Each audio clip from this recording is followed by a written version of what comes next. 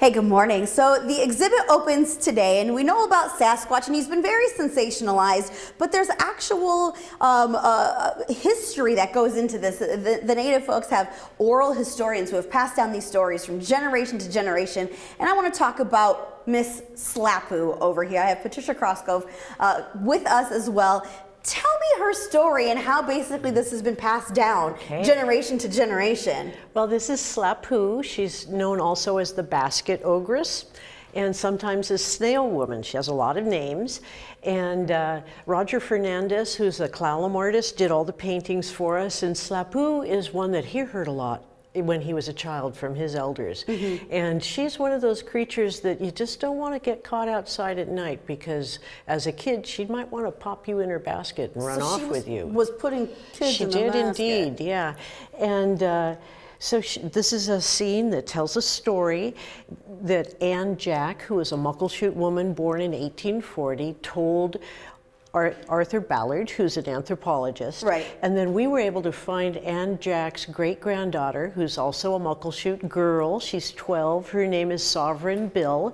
And Sovereign is the voice on the oral history recording that our guests will hear. So when you come in, you've got an actual descendant of the oral historian telling this story of Slapu. She used to put these kids in the basket. And then when the kids were able to escape, tell me what the significance of the blackbirds are, though, because this is interesting. In this story, she's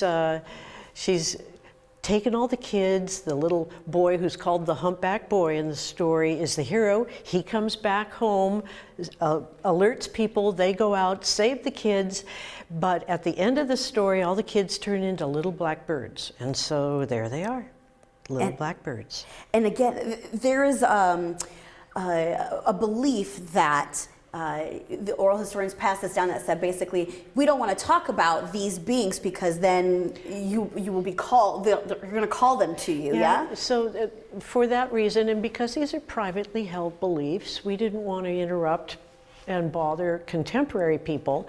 And also we had this wonderful documentation from elders long, long gone.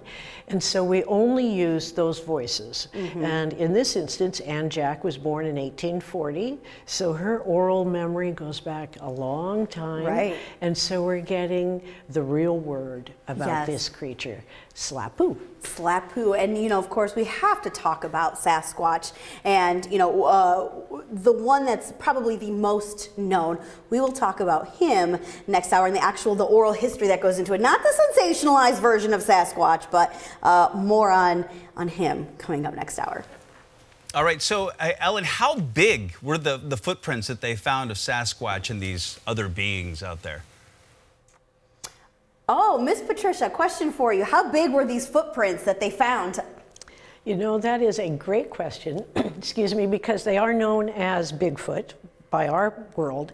But in the 100 or more oral histories I've read by these elders' voices, the footprint is never mentioned. Interesting. And so I'm guessing they weren't concerned with proof of the being. They're telling us about the being's exploits and their relationship with these creatures.